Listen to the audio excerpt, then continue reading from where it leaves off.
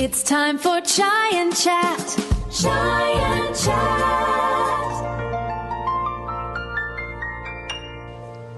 Hi Sundari, how you doing? Hi Ranjit. How are you doing? I'm doing well, and today I'm really excited because we're looking at poems by Sundari Maheswaran. So you've got a new book out. Yes, Ranjit, it's very exciting. It's my debut collection. I've been working on this. Well, I'm working hard on it for the last year and a bit, but it's a collection of poems that I have, I've been writing poems from quite a while ago, but they had a long hiatus and then have started writing again. A few people suggested me putting together a book. I was doing some poetry readings and people liked my poem, and that sort of spurs you on, because normally you're just reading to the four walls in your house or just in your head. And when I was just encouraged, so I put together a book, and it's bright pink. It's called Poems by Sundari Maheswaran. I love the cover. Do you? It's basically a durian head on my head. I was inspired by a painting by Magritte, when he has that apple on the man's face. So I thought, it's all my identity. So it's the durian, which is Malaysian, and it's me with the dark hair, and it's got a stethoscope around my neck. So that's what the book is about. And in the book, I've got all these poems of the different natures that I've told you about. And I've got little sketches to go with some of the poems. So brilliant. So this book is available on all platforms. Amazon, you've mentioned other platforms. Yes, Barnes & Noble, Foyles. I'm delighted that it's available. And if I do readings anywhere, I'll have my book with me, and available in some bookstores, but not many. Yes. Excellent. Brilliant. So before we carry on, because you're going to share some of your poems and we're going to reflect on them. Well, I'm going to reflect on them as well. And I've not heard some of these as well. So first of all, though, I'd just like to say that I love that phrase that I heard somewhere before, that somebody said, everything we've ever done in our life has brought us to this point. And I think, when we first met, everything we ever did brought us that first point of us meeting, and it was meant to be. And I think our podcast, in the same way, everything we've done in these episodes, some of those themes are picked up in what you're going to talk about today. So they're picked up in your poetry. So I think it's quite nice that we look at you and your poems in this episode. So tell us about the first poem. Well, I suppose this first poem is, to do with migration and identity, or, hyphenated identity, coming from different worlds and different cultures, and what is home, really? What does home actually mean? So I've called this poem Belong. Home, a house, a place of permanence. Household, a common unit under one roof. But where does a heart live? A migratory bird flew west, but returns to Tara, where before resides. Before, a connection to the past. Select a date: 1066, 1688, 1815. Just history, a test of belonging. Nothing personal. Between two worlds, futures blooming from the past carry stories of the living and the dead. People, not bricks, that is home, that is belonging. You can't huff and puff and break a human bond. A citizen and a right to remain. Weighty words, free from emotion, but bound in law. Be grateful, must be grateful.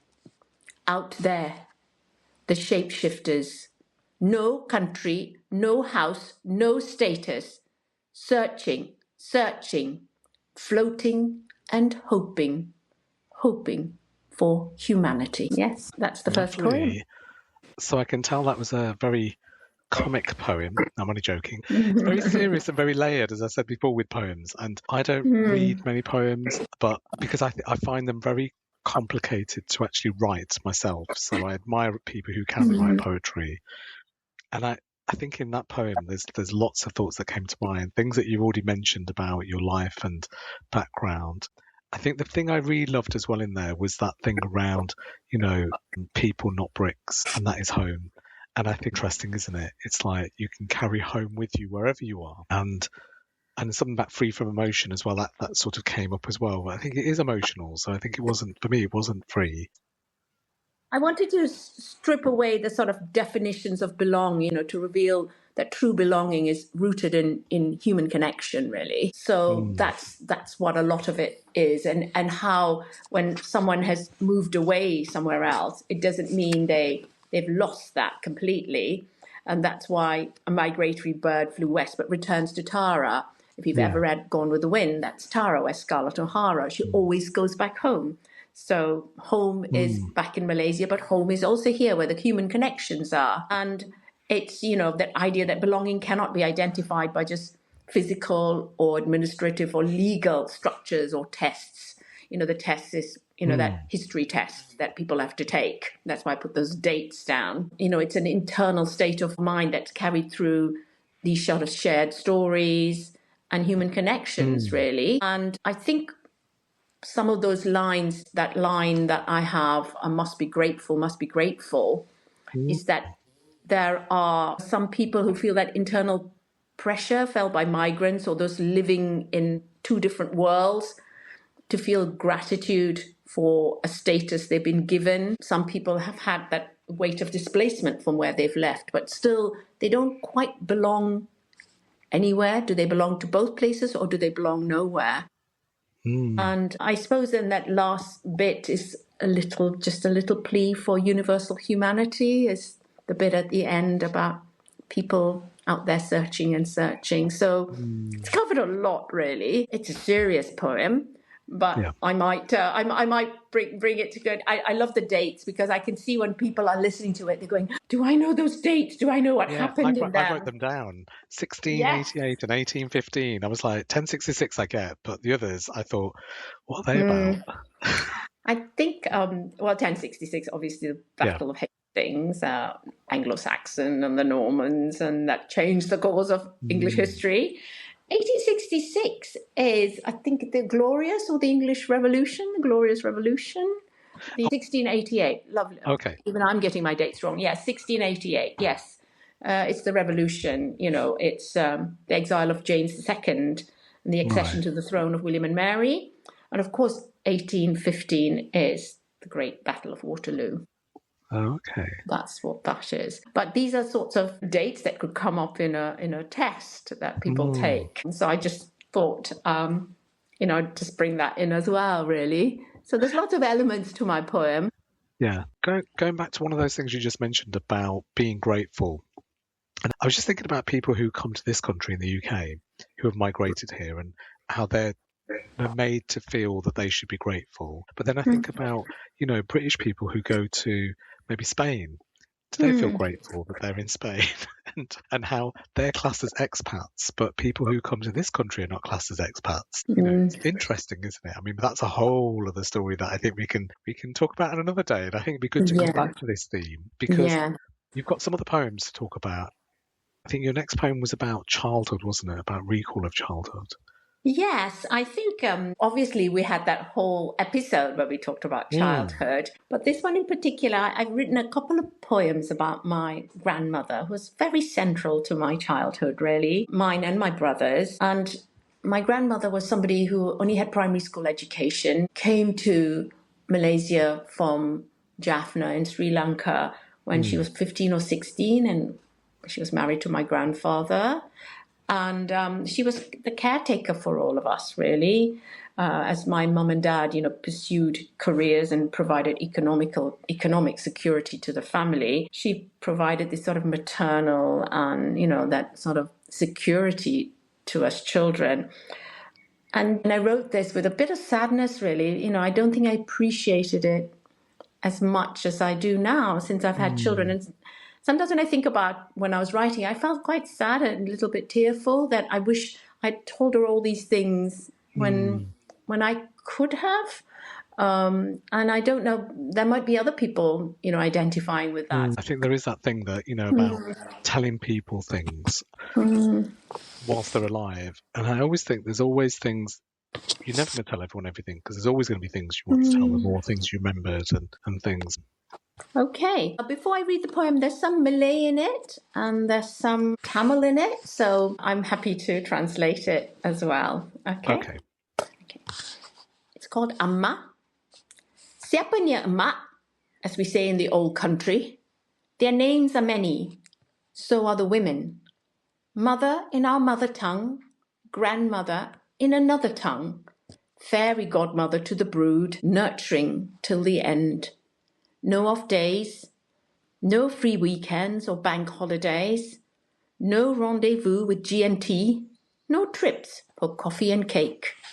Rest was a foreign language. She borrowed time from the kitchen clock, tired limbs collected in an old easy chair, cheroot in hand, the facade of leisure. Her crumpled face in tranquil lines, soft breath and gentle sighs, her afternoon bliss fleeting. Crying child, tea and tiffin to prepare, expectant mouths to feed. Mummy, my mother, matriarch, role reversal, status defined by a university degree, no title from the University of Life. Kewajiban pertama, self-service last. Amma, I understand now. I wish I understood before. Oh, I love that last line. Yeah, things always come together, don't they, at certain times in your life? And I think that sort of reflection on that relationship, again, very rich, very layered, and that sort of how you talk about your grandmother and how no time for rest. I think that thing about rest was a foreign language you mentioned, and it's quite interesting. We talked about that in one of our episodes about rest and what do we do. We talked about what work-life balance was perhaps in South Asian communities, and there was no such thing as work-life. It was work and family, and grandmother did work and family, and she was continuous. Yeah. She was up at 6:30 in the morning, and she didn't go to bed till 10 o'clock at night. Yeah. And, she did everything for us. And, so it's that, and there's a bit of Malay when I said that means duty first, self-service last. Yeah. It's always duty. Yes. And we have so much to thank our ancestors for, don't we? For all the things they did, the sacrifices. And, life is easier these days, and it'll get easier for the next generation and the next generation, hopefully.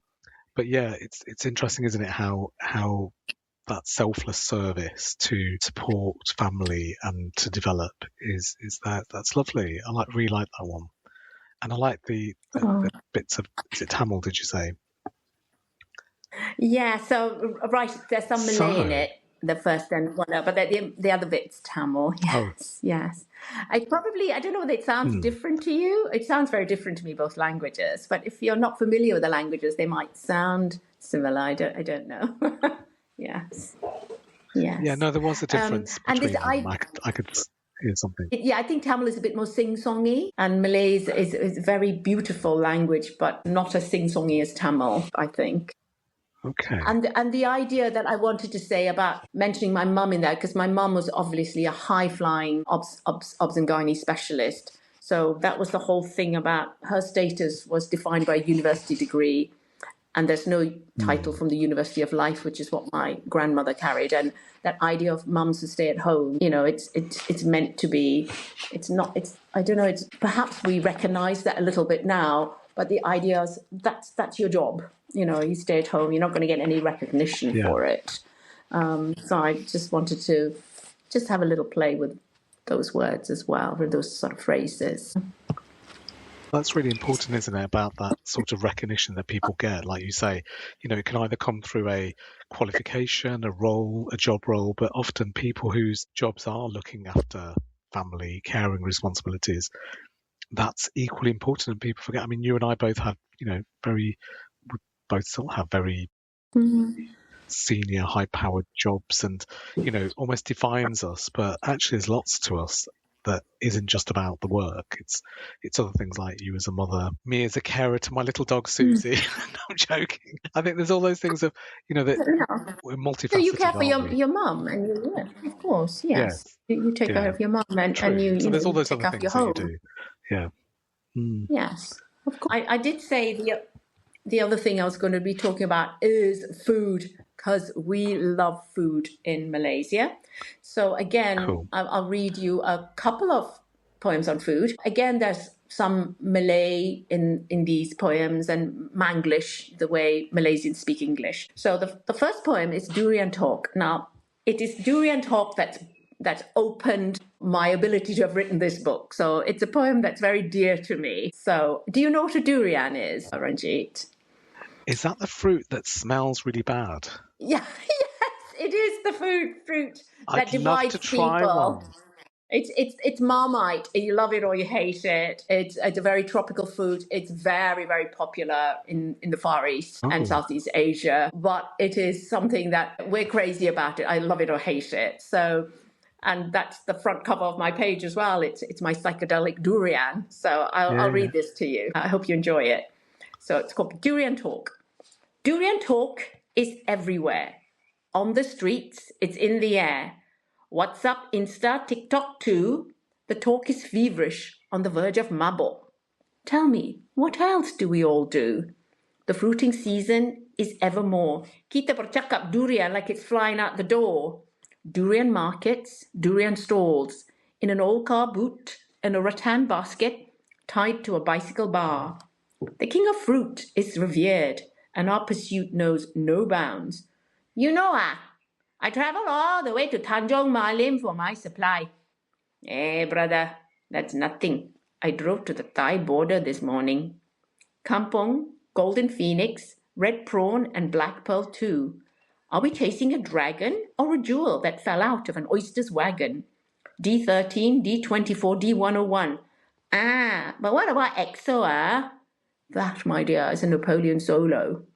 My auntie, she like Musang King, the kingpin. But only when I belanja her durian ice cream, durian pancake, durian mousse, and durian fool. But the durian fruit is no fool. Spiky thorns and a thick exterior, protecting the curd of a creamy interior. Some say, why the fuss? The thing smells like old socks. But that's someone, Mat Saleh. So you can keep your gorgonzola and your fancy brie, and orange is not the only fruit. Mine's a durian, so shh, please. That's Lovely. that. So durian, what does it taste of? If you could describe it. Well, I think it's got a very pungent smell. You either like it. Yeah. It's very creamy taste. It's a very creamy tasting fruit. So I suppose it's got the consistency of some cheeses, like a brie or something like that. And the taste, I don't know, you have to try it, Ranjit. You have to come to Malaysia. Yeah, I really want to. But apparently I've seen it on TV where they say you can't carry it on buses or No, you can't trains. go on buses, planes, hotels, because Yeah. the smell does linger. But Does it linger? Ooh. it does. You see, I'm looking at you thinking you'd be the one, you'd be the Marmite. I don't like the Marmite. Okay.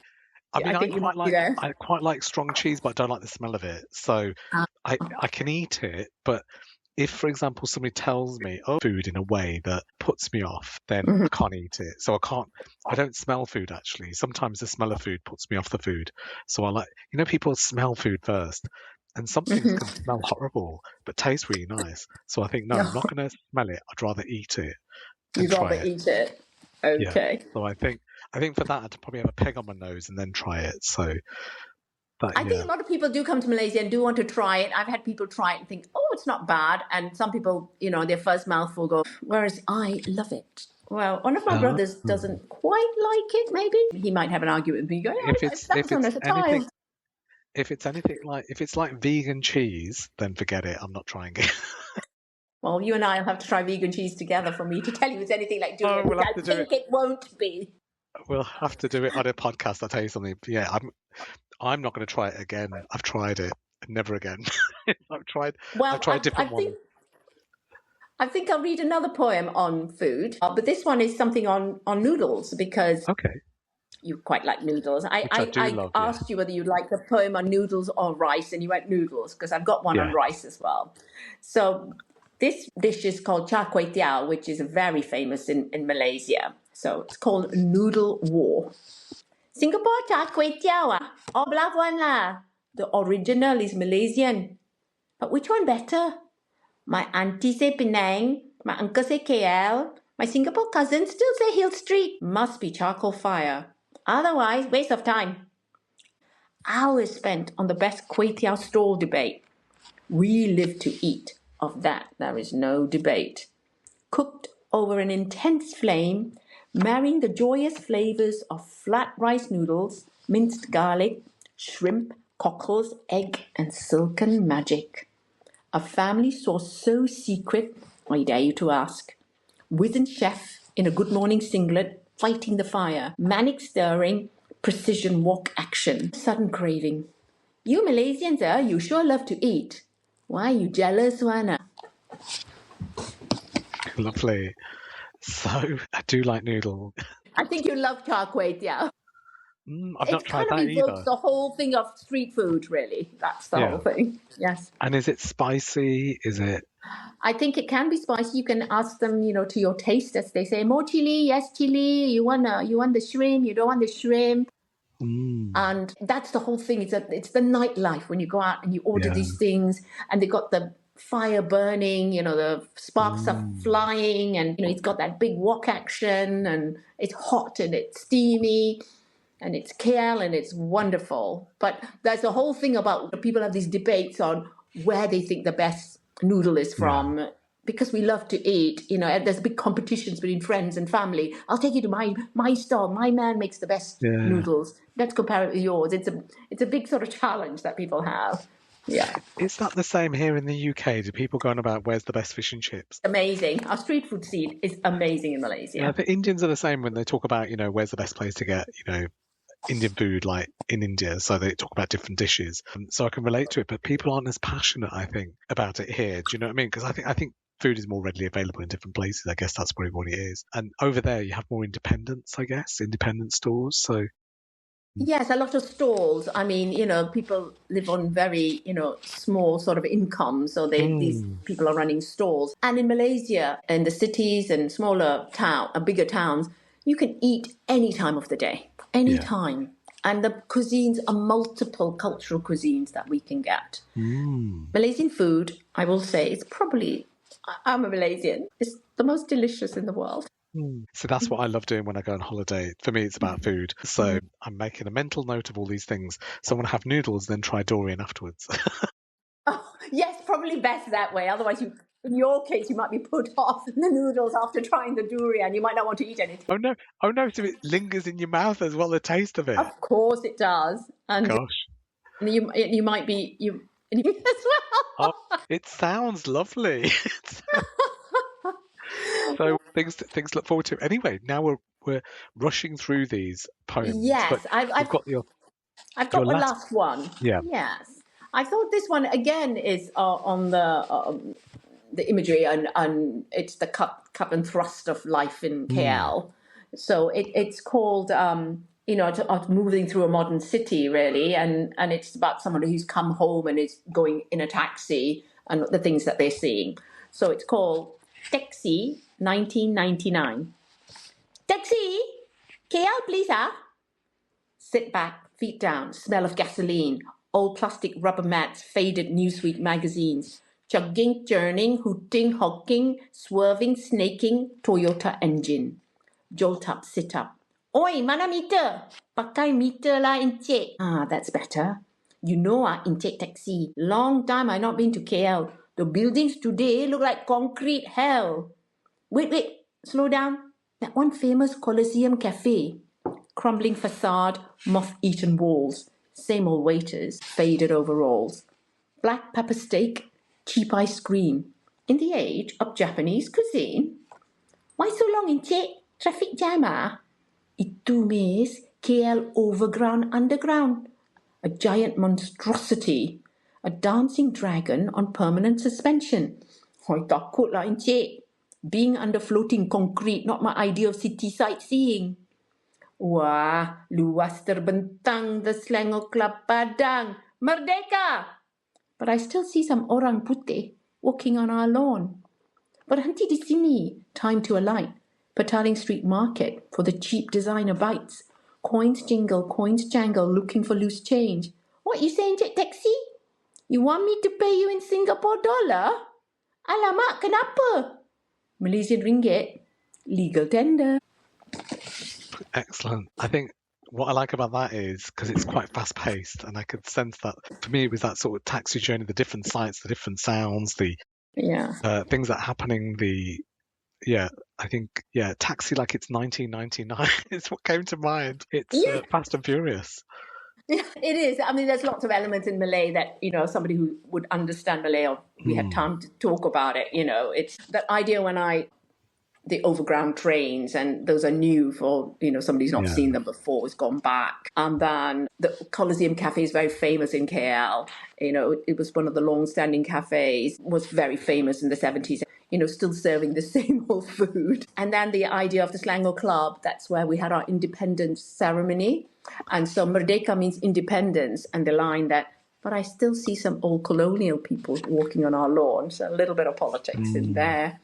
And then Petaling Street is the famous street market where they sell goods. Oh, Ranjit, you love Petaling Street Market because you love a good bargain. All those cheap designer things, you get them, and, there's a hustle and bustle. You love it there. And then the idea of the Singapore dollar, because obviously Singapore is more fast-paced and is a wealthy country. Malaysia is as well, but obviously the exchange rate is different. So that's a little twist at the end, really. Yeah. Lovely. Well, I've really enjoyed listening to your poems, and you have, how many are in your book? About 40. 40, right, okay. So I think what we should do is we should do another episode of this. Right. So a part 2, because I've loved going through all these things around sort of identity, talking about childhood, food, journeys, and I think what would be really nice actually is another one, because I'm sure you'll have poems about your professional life and other stories as well. So should we do that? Should we do a part 2? Oh, let's do a part 2 sometime. More chance for me to show my work off. And you've been very nice in letting me do a part 2, Ranji. Thank Brilliant. you. Well, I think the thing is as well, people can get this book on Amazon. They can buy it on other platforms as well. So they just have to search for Poetry by Sundari Maheswaran. By Sundari Maheswaran, yes. Maheswaran. You can tell it's a really original title. I didn't want to say it, but I thought it says what it is. It says what it is, because I wanted to call it The Durian Stethoscope and Other Stories, but that seems so long-winded and so pretentious. I like that. So I've got that on the inside of the book. I've got that, but on the outside it was just poems, because I just wanted to keep it clean, because I thought that psychedelic durian was saying enough. So, yeah. I do like that, the durian stethoscope, because it brings in your professional life. So let's chat in between now and the next episode and look at some other poems for part 2. But thank you, Sundari. Those were lovely. And I'll see you again next week. Thank you. I've enjoyed that so much. Okay. See you later. Take care. Bye. Shy and chat.